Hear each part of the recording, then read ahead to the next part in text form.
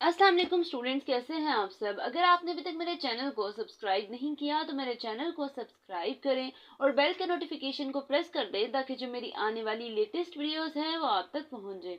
आज की जो मेरी वीडियो है इसमें मैं सॉल्व प्रॉब्लम नंबर 26 को एक्सप्लेन करूंगी। तो सबसे पहले क्वेश्चन की स्टेटमेंट देखते हैं। स्टेटमेंट में क्या लिखा हुआ है, use the integral definition curl of A dot n is equal to del cross A dot n is equal to limit del S approach कर रहा है जीरो पे। और फिर हमारे पास जो क्लोज्ड इंटीग्रल है वो क्लोज्ड कर्व कह सकते हैं आप इसको, ए dot D R divided by change in surface कह सकते हैं या डेल एस कह सकते हैं। आगे देखिए क्या लिखा हुआ है। See problem number 35 chapter 6 to express del cross in orthogonal curvilinear coordinates. कह रहे हैं कि ये मेरे पास एक इंटेग्रल डेफिनेशन है, इसको फॉलो करते हुए मैंने जिस तरह से चैप्टर नंबर हम लोगों ने 6 में प्रॉब्लम नंबर 35 में चीज़ प्रूव की थी, कहते हैं उसको फॉलो करते हुए मैंने डेल क्रॉस ए को प्रूव करना है इन ऑर्थोगोनल कर्वीलिनियर कोऑर्डिनेट्स के अंदर। ठीक है, तो स्टेटमेंट हो सकता है कि आपको समझ आ गई हो। तो सबसे पहले मैं क्या करूँगी कि इसका जो सोल्यूशन है उसको देखते हैं। सोल्यूशन स्टार्ट करने के साथ साथ मैं इसकी डायग्राम पे भी फोकस करूंगी। ज़रा देखिए किस तरह से इसका सोल्यूशन स्टार्ट होगा। Let us first calculate curl of A dot e one. To do this consider the surface S1 normal to E1 at P as shown in the adjoining figure। क्या कह रहे हैं, कह रहे हैं कि मेरे पास एक फिगर हम लोगों ने ड्रॉ की है जिसमें हम लोगों ने जो मेरे पास कोई सा सरफेस लिया है। ठीक है, सरफेस किसके अकॉर्डिंग लिया है, S1 लिया गया है टू E1। E1 के साइड पे हम लोगों ने S1 लिया है, मतलब ये मेरे पास E1 साइड है। तो कह रहे हैं इसके अकॉर्डिंग मैंने एक सरफेस को लेट किया है, खुद से एज्यूम किया है। ठीक है, तो वो कह रहे हैं कि जब मैंने इसको एज्यूम किया है तो E1 के अकॉर्डिंग मैं del cross A find out करूंगी, डॉट एन की जगह डॉट E1 आ जाएगा। ठीक है, अब E1 के अकॉर्डिंग हम लोग जा रहे हैं तो इसका मतलब जो मूवमेंट होगी वो इस तरह से इसकी डायरेक्शन मूव करेगी। अब यहाँ पे देखिए मेरे पास अगर इसके अकॉर्डिंग देखूँ, ये मेरे पास E3 E1 है। ठीक है, और ये मेरे पास E3 है, ये मेरे पास E2 है। सरफेस अगर मैंने E1 के अकॉर्डिंग लेना है तो इसका मतलब ये है कि इधर से मेरे पास E1 तो ये वाली टर्म है। ठीक है, तो मेरे पास कोई ऐसा नंबर होना चाहिए, ऐसी इक्वेशन मतलब ऐसा सरफेस होना चाहिए जो इस E1 को टच ना करे, मतलब हमारे पास E2 और E3 को टच करे। अगर मैं अकॉर्डिंग E3 के अकॉर्डिंग लेती तो फिर मेरे पास सरफेस कुछ इस तरह से आता, और अगर मैं E2 के अकॉर्डिंग लेती तो फिर सरफेस कुछ इधर से मैंने सिलेक्ट करना था। ठीक है, ये मेरे पास E3 E1 के साथ सरफेस आना था। तो इसके अकॉर्डिंग हम लोगों ने एक सरफेस ले लिया है। ये मेरे पास E2 है, कह लें जिस तरह से आई जे के हम ड्रॉ करते थे, similarly E1 E2 E3 draw किया है। और इसके अकॉर्डिंग H2 और डेल U2 मैंने इसका जो है वो एरिया लिख दिया गया है। ठीक है, और आगे देखें क्या मेरे पास है, ये मेरे पास इसको P Q L और M दे दिया है। ये मेरे पास कर्व है, हम लोग E1 ले रहे हैं तो E1 के अकॉर्डिंग जो कर्व होगा वो C1 हम लेट कर लेंगे। और ये मेरे पास क्लोज्ड हो रहा है तो यहाँ पे E3 डेल U3 आ जाएगा। क्यों, क्योंकि हमारे पास ये अब इसके अकॉर्डिंग, इस लाइन के अकॉर्डिंग ये आ रहा था, इसके लाइन के अकॉर्डिंग ये वाला मेरे पास इसका वो कह लें कि लिखा हुआ है स्केल फैक्टर भी, और साथ उसका जो मेरे पास चेंज इन U3 है वो भी लिखा गया है। ठीक है, आगे देखिए क्या लिखा हुआ है।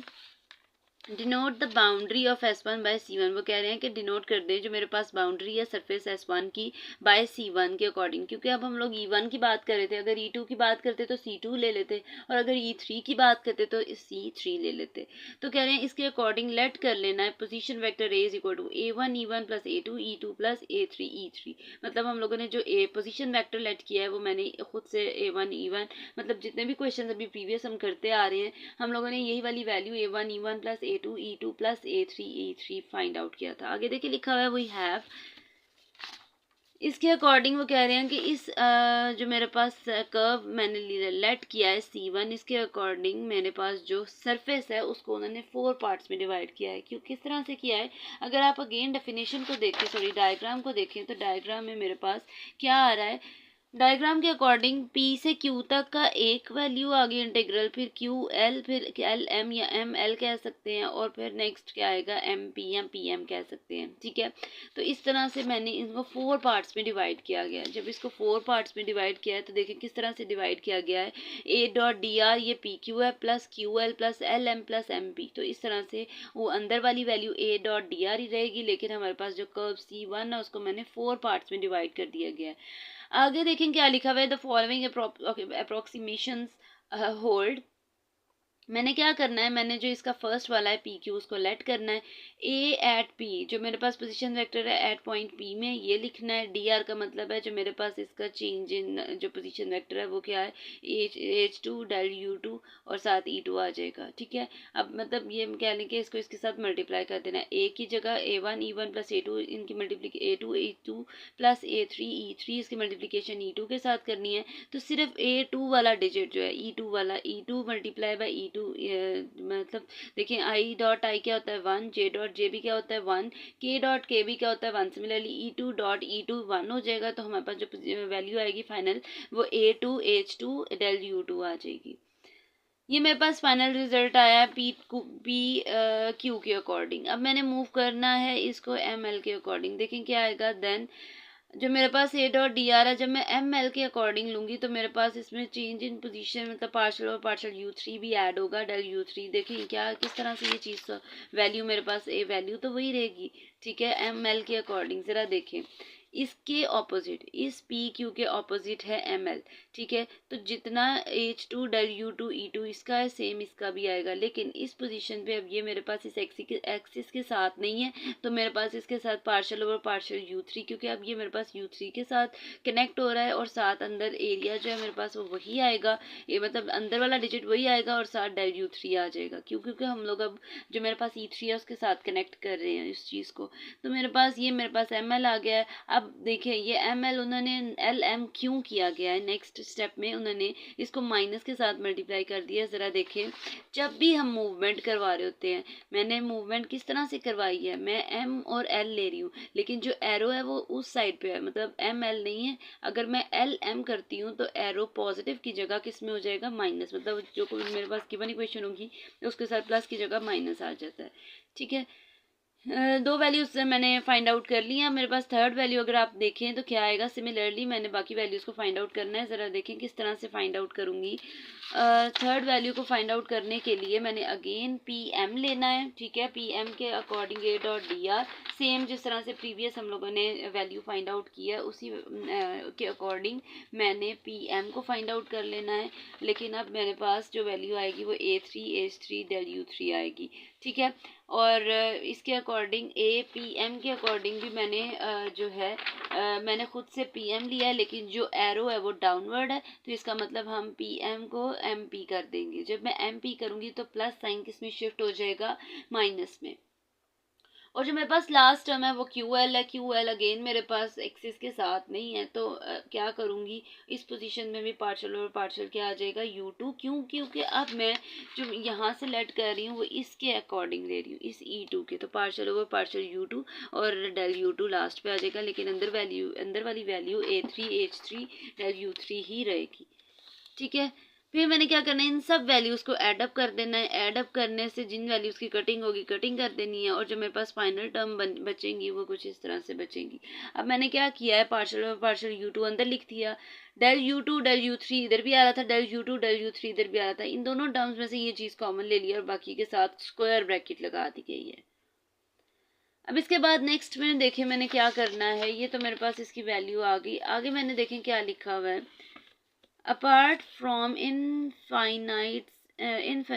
infinitesimals of order higher than del u2 del u3, कह रहे हैं कि हम लोगों ने इनको जो है अकॉर्डिंग, अब मैंने क्या करना है, जो मतलब ये जो हायर ऑर्डर है del you two del you three divide कर देना है एरिया को S one equal to the h two h three del you two del you three and taking the limit as del you two and del you three approach zero. अब वो क्या कह रहे हैं कि जो मेरे पास गिवन फंक्शन आया है अगर मैं उसको स्टेटमेंट के अकॉर्डिंग तो इंटेग्रल जो है वो की डेफिनेशन के अकॉर्डिंग अगर देखूँ तो मैं इसको डिवाइड कर दूंगी h two h three del you two del you three के साथ, और फिर उस पर लिमिट अप्लाई की जाएगी, तो जो लिमिट है वो अप्रोच कर जाएगी किस पे, जीरो पे। तो इसके अकॉर्डिंग जो मेरे पास वैल्यू बनेगी वो क्या बनेगी, जब मैं देखी इसके अकॉर्डिंग जब मैं वैल्यू लगा रही हूँ, ज़रा देखें किस तरह से मेरे पास वैल्यूज़ आएंगी। अभी मैंने क्या चीज़ फाइंड आउट की थी, मैंने लिखा था late us first calculate curl of A dot e one, ठीक है। तो इसके अकॉर्डिंग मेरे पास ये वाली वैल्यू थी। अब जब मैं इस पर लिमिट अप्लाई करूंगी जैसे क्वेश्चन में लिखा हुआ था, ठीक है, लिमिट अप्लाई करूंगी और del you two del you three आ जाएगा, ठीक है, मतलब वो अप्रोच करेगा जीरो पे। तो मेरे पास जो वैल्यू इसके इस इंटेग्रल के अकॉर्डिंग लिख लेगी। एक तो कह रहे हैं कि वो डिवाइड करो उसको किसके साथ, h two h three del you three के साथ, और फिर लिमिट लगा दो। लिमिट लगा के ये वाली वैल्यू तो मेरे पास बन जाएगी। कहता है अगर ये बन रही है तो फिर मेरे पास जो लेफ्ट हैंड साइड वो आएगी वो curl of A dot e one आएगी, क्योंकि मैं पहले ई वन के अकॉर्डिंग सॉल्व कर रही हूँ, ठीक है। तो मैंने क्या लिखा है अब यहाँ पे, ये curl of A dot e one is equal to divide कर दिया, जिन चीज़ों की कटिंग होती थी कटिंग कर दिया, ये मेरे पास रिजल्ट आया। अब मैंने क्या करना है, मैंने इस साइड से ये ई वन खत्म करने के लिए इधर से इधर भी ई वन मल्टीप्लाई कर दूँ, इस साइड पे भी ई वन मल्टीप्लाई कर दूँ। E one dot e one क्या हो जाएगा, one, curl of A multiply by one क्या आ जाएगा, कर्ल ऑफ ए, और वो मेरे पास इसका फाइनल रिजल्ट आया ई वन के according. Curl of A is equal to e one divided by h two h three, partial over partial you two h three minus partial over partial u three h two. अब ये तो मेरे पास इसका कह लें कि ई टू के अकॉर्डिंग आया। सिमिलरली का वर्ड लिख के आपने बाकी में लिख देना है, लेकिन मैंने क्या किया, मैंने सेकंड वाले को भी सॉल्व किया। जरा देखें, लिखा हुआ है similarly by choosing areas S2 and S3 perpendicular to E2 and E3 at point P respectively we find curl of A dot E2 and curl of A dot E3। कह रहे हैं कि अगर हम S2 और S3 सरफेस लें E2 और E3 के अकॉर्डिंग, तो फिर मेरे पास curl of A dot E2 भी फाइंड आउट कर लेंगे हम, और curl of A dot E three भी फाइंड आउट करेंगे। तो curl of A dot E two मैंने फाइंड आउट कर लिया है, उसका भी सेम उसी के अकॉर्डिंग जो है मेरे पास वैल्यूज आई हैं, और इसके अकॉर्डिंग मैंने फॉलो करते हुए ई थ्री भी लिख दिया है कि कर्ल ऑफ ई थ्री कुछ इस तरह से आएगा। अब यहाँ पे मेरे पास तीनों वैल्यूज आ गए हैं। वो कहते हैं यहाँ तो आपकी चॉइस है, कहता है अगर मैं इन तीनों इक्वेशंस को सॉल्व करूँ, मतलब इन तीनों को सम अप करूँ, तो किस तरह से मेरे पास वैल्यूज आएंगी। ज़रा देखें क्या आएगा, this leads to the required result. तो रिक्वायर्ड रिजल्ट क्या आएगा, तीनों का सम कर देना है, लेकिन कर्ल ऑफ ए मतलब दोनों एक साइड पे वही आ रहा है, मतलब हर एक का कर्ल ऑफ ए है तो उसकी जगह कर्ल ऑफ ए ही आएगा। जब मैं ये लिखूंगी सम अप करूंगी तो मेरे पास कह रहे हैं कि यहाँ तो ये ऊपर वाला फॉर्मूला कर्ल ऑफ ए का लिखा जाता है डेल क्रॉस ए का, लेकिन हम इसको 3x3 के डिटर्मिनेंट में भी लिख सकते हैं, 1/h1 h2 h3। 3x3 का डिटर्मिनेंट है, अंदर वैल्यूज हैं h1 e1 h2 e2 h3 e3, partial over partial u1 partial over partial u2 partial over partial u3, h1 a1 h2 a2 h3 a3, ठीक है। मतलब जो मेरे पास फाइनल रिजल्ट उन्होंने कहा था प्रूफ करना है, मैंने डेल क्रॉस ए को फाइंड आउट करना है ऑर्थोगोनल कर्वीलिनियर कोऑर्डिनेट्स के अंदर, वो चीज़ प्रूफ हो गई है। लास्ट पे लिखा हुआ है the result could also have been derived by choosing P as a centre of area S1, the calculation would then proceed as in the problem. तो वो कह रहे हैं कि हम लोगों का जो फर्दर कह लें कि अगर मैं इस क्वेश्चन को प्रोसीड करूँ तो हम जो मेरे पास चैप्टर नंबर 6 में हम लोगों ने प्रॉब्लम नंबर 36 किया था, उसके अकॉर्डिंग हम इसको फर्दर सॉल्व कर सकते हैं, ठीक है। तो वो भी मैंने जो सारी वीडियो है चैप्टर नंबर 6 मैंने अपलोड कर दिया है, तो ये आप उसको, अगर किसी को कोई प्रॉब्लम होगा तो आप उसको उसमें उस चैप्टर की कह लें जो प्लेलिस्ट है उसको जो है वो उसमें से आप ये वाली जो है प्रॉब्लम नंबर 36 दे सकते हैं। ये दीजिए आज की मेरी वीडियो। होपफुली आपको मेरी वीडियो अच्छी लगी होगी। अगर आपको मेरी वीडियो अच्छी लगे तो वीडियो को लाइक करें और सब्सक्राइब करना मत भूलिएगा। तो इंशाल्लाह जो नेक्स्ट वीडियो होगी वो फर्दर क्वेश्चन से रिलेटेड होगी। तो तब तक के लिए अल्लाह हाफिज़।